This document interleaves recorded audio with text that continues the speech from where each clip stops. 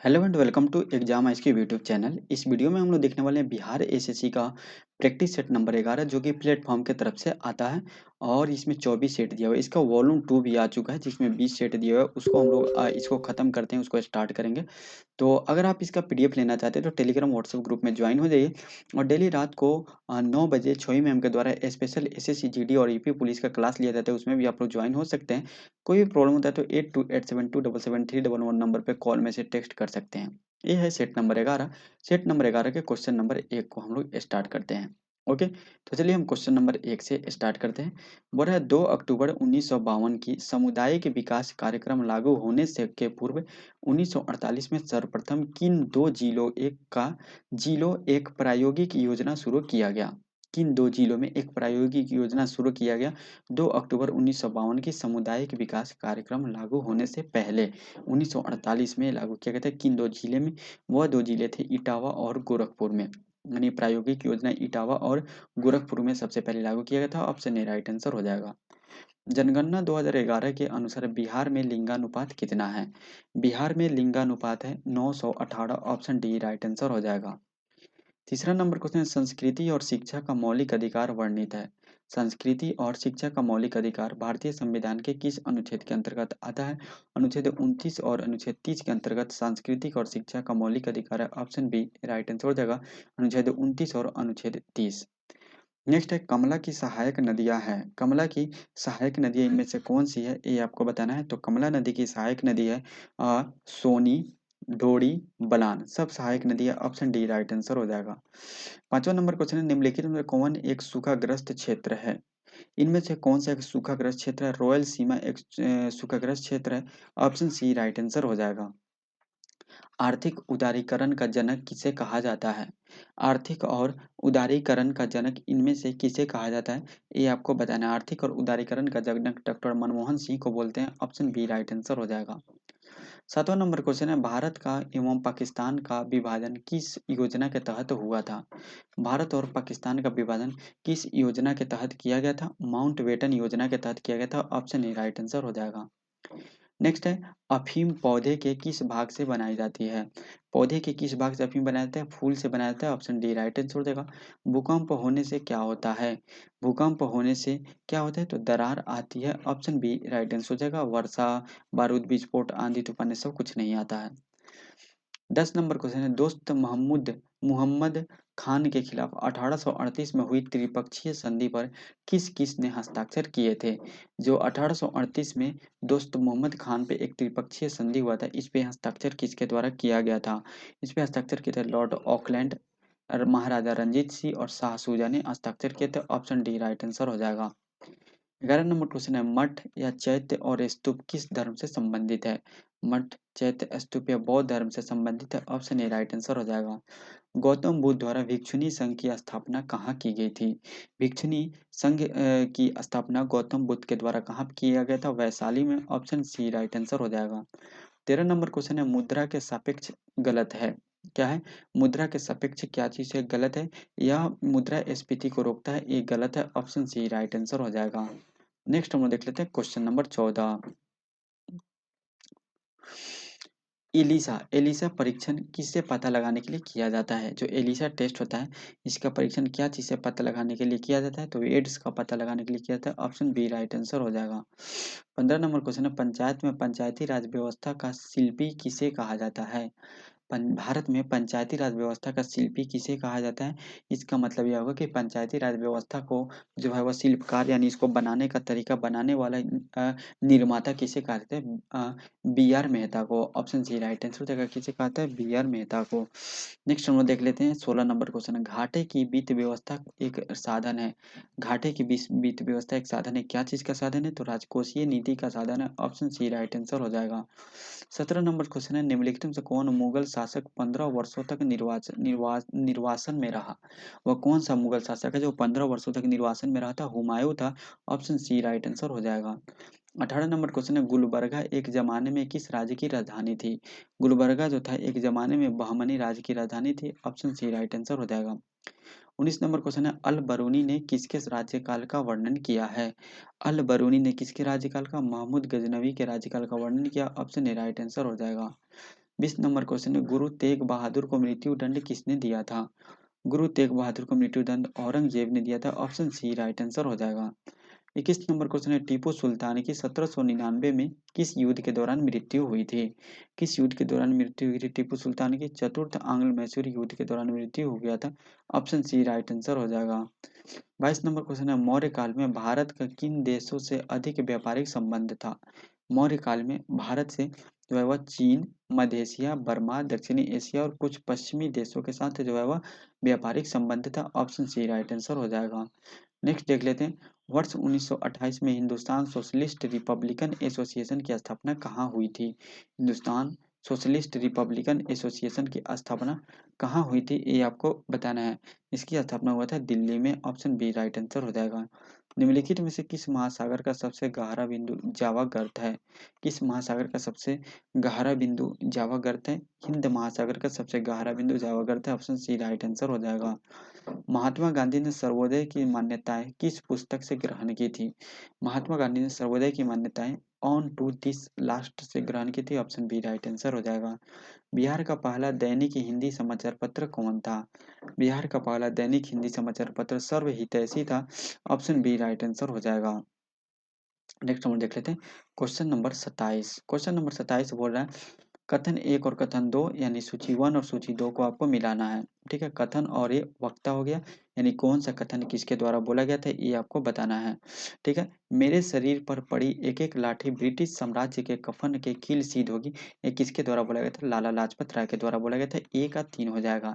B number है, हमने घुटने टेक कर रोटी मांगी किंतु उत्तर में हमें पत्थर मिले, ये किसके द्वारा बोला गया था ये आपको बताना है। ठीक है, ये हम लोग क्वेश्चन नंबर 27 देख रहे हैं और ये बोला गया था किसके द्वारा? हमने घुटने टेक कर रोटी मांगी किंतु हमें पत्थर मिला, ये बोला गया था महात्मा गांधी के द्वारा।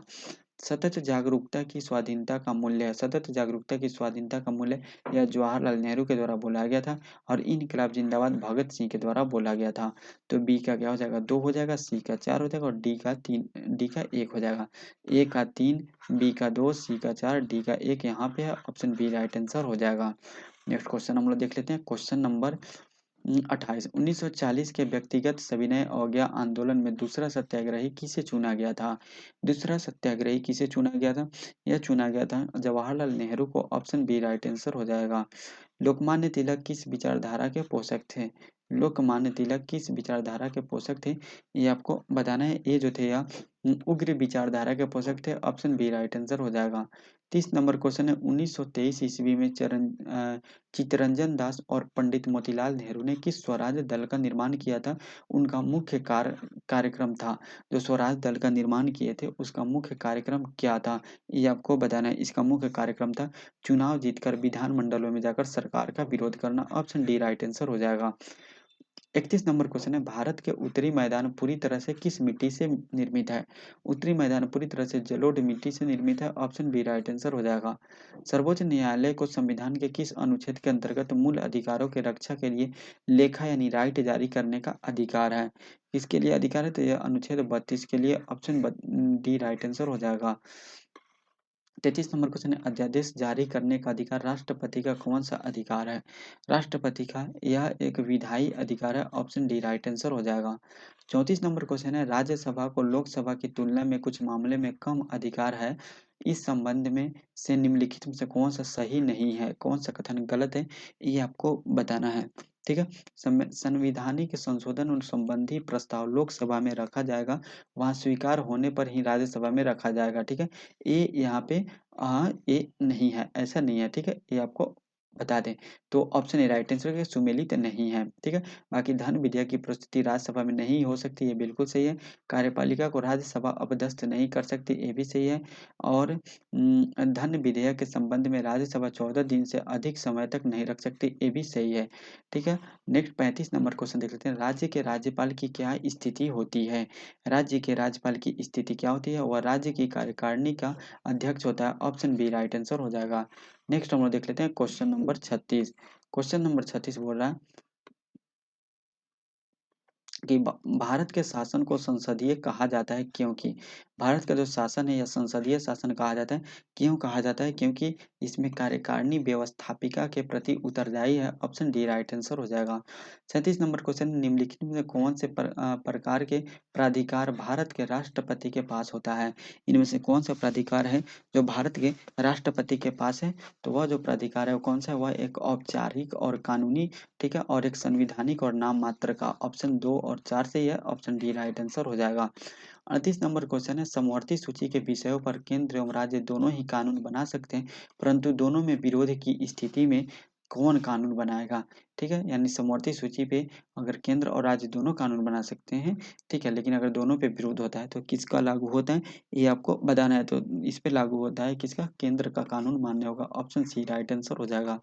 39 नंबर क्वेश्चन है, उत्तरी पूर्वी मानसून से सर्वाधिक वर्षा प्राप्त करने वाला राज्य कौन सा है? वह है तमिलनाडु। 39 का सी राइट आंसर हो जाएगा। भूटान का आधिकारिक भाषा क्या है? भूटान का आधिकारिक भाषा जोंगखा है। ऑप्शन ए राइट आंसर हो जाएगा। निम्नलिखित में से किसको पर्ल ऑफ साइबेरिया कहा जाता है? पर्ल ऑफ साइबेरिया किसे कहा जाता है? बैकाल झील को। ऑप्शन सी यहाँ पे सही हो जाएगा।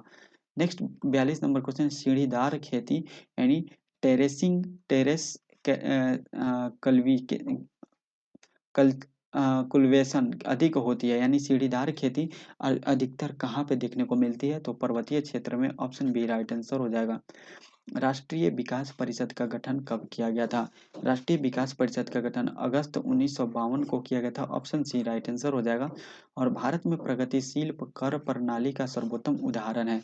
प्रगतिशील कर प्रणाली का सर्वोत्तम उदाहरण कौन सा है? आयकर है। ऑप्शन डी राइट आंसर हो जाएगा। 45 नंबर क्वेश्चन है, परिवर्तनशील आरक्षित अनुपात यानी वेरिएबल रिजर्व रेशियो और खुला बाजार कार्यवाही ओपन मार्केट ऑपरेशन किसके साधन है? ये दोनों किसके साधन है? ये दोनों जो है वह मौद्रिक नीति के साधन है। ऑप्शन ए राइट आंसर हो जाएगा।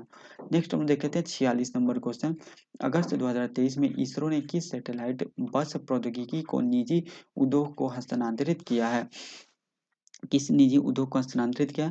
IMS-1 को हस्तांतरित किया। ऑप्शन बी राइट आंसर हो जाएगा।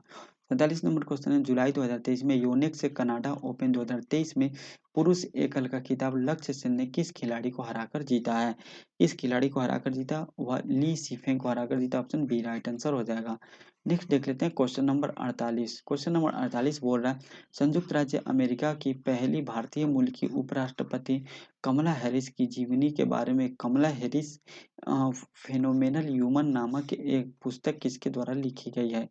ये पुस्तक किसके द्वारा लिखा गया था? ये लिखा गया था चिदानंद राजघट्टा के द्वारा। ऑप्शन ए राइट आंसर हो जाएगा। जून 2023 में भारत सरकार द्वारा मणिपुरी हिंसा की जांच के लिए किसकी अध्यक्षता में एक जांच कमेटी का गठन किया गया था? या किसकी अध्यक्षता में एक जांच समिति का गठन किया गया था? अजय लांबा के। ऑप्शन डी राइट आंसर हो जाएगा। 50 नंबर क्वेश्चन है, चीन के हांगझोउ में एशियाई खेल 2023 के उद्घाटन समारोह के दौरान किसे भारतीय दल के नेतृत्वकर्ता के रूप में ध्वजवाहक के लिए चुना गया है? ध्वजवाहक के लिए किसे चुना गया है? तो हरमनप्रीत सिंह और लवलीना बोरगोहेन को चुना गया था, जो अभी हो चुका है खेल, एशियाई खेल 2023। ऑप्शन सी राइट आंसर हो जाएगा। 51 नंबर क्वेश्चन है, ट्रेड मिल टेस्ट कौन सी चिकित्सा से संबंधित है? ट्रेड मिल टेस्ट कौन सी चिकित्सा से संबंधित है? हृदय चिकित्सा से संबंधित है। ऑप्शन ए राइट आंसर हो जाएगा। कृषि और खाद्य उत्पादन के क्षेत्र में असाधारण योगदान के लिए 2023 का प्रतिष्ठित बोरलॉग फील्ड अवार्ड से किसे सम्मानित किया गया? किसे सम्मानित किया गया ये आपको बताना है। ये सम्मानित किया गया स्वाति नायक को। ऑप्शन सी राइट आंसर हो जाएगा। 53 नंबर क्वेश्चन है, यदि किसी पिंड का संवेग n गुना कर दिया जाए तो उसकी गतिज ऊर्जा हो जाएगी, उसकी गतिज ऊर्जा कितनी हो जाएगी? यह n स्क्वायर हो जाएगी। ऑप्शन डी राइट आंसर हो जाएगा। नेक्स्ट हम देख लेते हैं 53 नंबर क्वेश्चन। यहाँ पे बोल रहा है, एक कॉम्पैक्ट डिस्क यानी सीडी किस प्रकार की डाटा भंडारण पद्धति होती है? किस प्रकार की डाटा भंडारण पद्धति होती है? प्रकाशिक डाटा भंडारण पद्धति होती है। ऑप्शन बी राइट आंसर हो जाएगा। उदासीन परमाणु में कौन से कण समान होते हैं? उदासीन परमाणु में कौन से कण समान होते हैं? तो यह इलेक्ट्रॉन माइनस निगेटिव और प्रोटॉन पॉजिटिव जो होता है यह समान होते हैं उदासीन परमाणु में। ऑप्शन सी राइट आंसर हो जाएगा। जीवन रक्षक हार्मोन किस ग्रंथि से स्रावित होता है? जीवन रक्षक जो हार्मोन होता है यह एड्रीनल ग्रंथि से स्रावित होता है। ऑप्शन ए राइट आंसर हो जाएगा। निम्नलिखित में से कौन-सा भाग मानव की कंकालीय संरचना से संबंधित है? मानव के कंकालीय संरचना से संबंधित भाग है जांघ की हड्डी, ऑप्शन बी राइट आंसर हो जाएगा। नेक्स्ट है, एक व्यक्ति का भार लिफ्ट में अपने भार का दोगुना होता है, इस दशा में उसका त्वरण होगा। इस दशा में उसका त्वरण क्या होगा? उसका त्वरण जी ऊर्ध्वाधर ऊपर की ओर होगा, ऑप्शन बी राइट आंसर हो जाएगा। मानव शरीर विज्ञान के संदर्भ में निम्न में से कौन सा लोग मुख्य रूप से दृश्य सूचना से संबंधित है? कौन सा संबंधित है? तो वह ऑक्सीपिटल लोग से संबंधित है, ऑप्शन बी राइट आंसर हो जाएगा। निम्नलिखित में से कौन से निम्नलिखित में क्या एक गुणसूत्र संबंधी विकार है? निम्नलिखित में क्या एक गुणसूत्र संबंधी विकार है? ये आपको बताना है, जो डाउन संलक्षण डाउन सिंड्रोम एक गुणसूत्री संबंधी विकार है, ऑप्शन डी राइट आंसर हो जाएगा। नेक्स्ट हम लोग देख लेते हैं। नेक्स्ट क्वेश्चन, यहाँ पे क्वेश्चन नंबर 61 बोला है, पराबैंगनी विकिरण के दुष्प्रभाव है। पराबैंगनी विकिरण के दुष्प्रभाव इनमें से कौन कौन से? तो मनुष्य के रोग प्रतिरोधी क्षमता नष्ट हो जाती है, बिल्कुल सही। मोतियाबिंद हो जाएगा, सही है। चमड़ी का कैंसर हो जाएगा, और शैवाल उत्पन्न को 6 से 12% कम करता है। ये आपको बताना है, ठीक है। तो यहाँ पे ऑप्शन डी राइट आंसर हो जाएगा, उपयुक्त सभी। नेक्स्ट देख लेते हैं 62 नंबर क्वेश्चन, एक स्थलीय पारिस्थितिकी प्रणाली में हरे पौधे अपनी पत्तियों पर पड़ने वाले सूर्य के प्रकाश की लगभग डैश ऊर्जा ग्रहण करते हैं और इसे खाद्य ऊर्जा में परिवर्तित करते हैं, ठीक है। यानी कितना प्रतिशत ऊर्जा ग्रहण करते हैं, ये आपको बताना है। सूर्य के प्रकाश के लगभग कितना प्रतिशत? तो 1%, ऑप्शन बी राइट आंसर हो जाएगा।